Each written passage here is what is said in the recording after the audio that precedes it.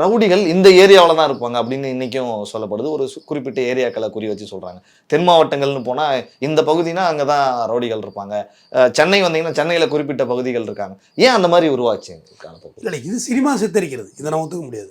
எங்கே இல்லை, வட சென்னையில் மட்டும் தான் குளம் நடக்குதா? தென் சென்னையில் இல்லவே இல்லையா?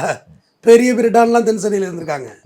ஆனால் படத்தில் வட சென்னைனாலே அவங்க கவிச்சா பேசுவாங்க, அவங்க வாழ்வியல் முறையை ரொம்ப மலிவாக காட்டுறாங்க. எனக்கு அதில் பெரிய வருத்தம். அதில் ஈவன் பாரஞ்சித்து மேலேயே எனக்கு வருத்தம். அந்த மக்களை வேறு மாதிரி காட்டணும்ல. அவங்க அப்படி இருக்காங்களா? பழக்க வழக்கமாக உயிராக இருப்பாங்க. தீனான்னு ஒரு சினிமா நடிகர் ஒருத்தர் தெரியுமா? அவர் என்ன சொன்னார்னா, எங்கள் ஏரியாவில் வந்து அவர் குரல் என்னை விட பயங்கரமாக இருக்கும். எங்கள் ஏரியாவில் வந்து பாரு, ஒரு வீடு கூட பூட்டிருக்காது, கதவு அப்படி இருக்கும், யாரும் தொட மாட்டான். ஒரு போலீஸ்காரன் வந்து மடனோட வயசான பாட்டி கேட்கும், அப்பா எதுக்குப்பா அவனை கூப்பிட்றான்னு கேட்கும். நீ கூப்பிடுவியா? இதுமாரி உன்னை கூப்பிட்டா நீ கேட்பியா? வந்து எங்கள் ஊரில் சாவு சத்துன்னு வச்சுக்க, நான் வந்து சினிமா கூட போக மாட்டேன், ஷூட்டிங் கூட போக மாட்டோம், யாரும் கடலுக்கு போக மாட்டோம், எல்லாம் இருந்து அடக்கம் பண்ணுவோம், நாங்கள்லாம் ஒன்றா வாழ்கிறோம், கூடி வந்ததுனால எனக்கு குப்போங்கிற, சேர்ந்து வந்ததுனால சரின்ற அப்படின்னு அவர் சொல்லுவார். அவர் எல்லாம் கம்பீரமான குரலாக இருக்கும் அவருக்கு. அவர் சொன்ன விளக்கம் சரிதானே?